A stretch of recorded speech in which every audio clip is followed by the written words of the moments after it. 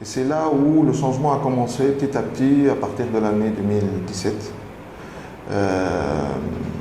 Le changement de la société Frise de confection prêt-à-porter femme à aujourd'hui, on est, ça représente, prêt-à-porter femme, ça représente 2-3% maximum du chiffre d'affaires. On est plutôt des confectionneurs en textile technique.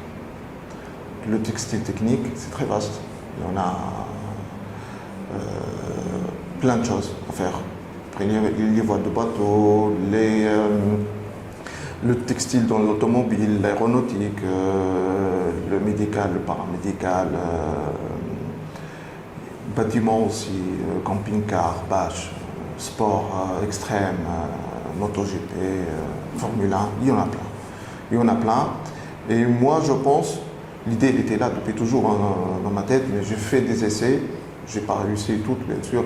Il y a sur une centaine d'essais de différents trucs.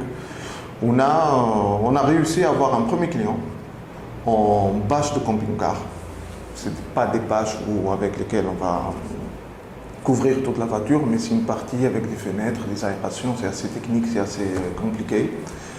Une petite niche qu'on a commencé en 2017. Petit à petit, on s'est développé.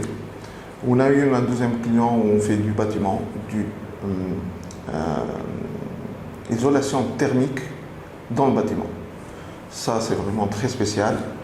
Et ça aussi, c'est arrivé en 2021, juste en pleine crise Corona.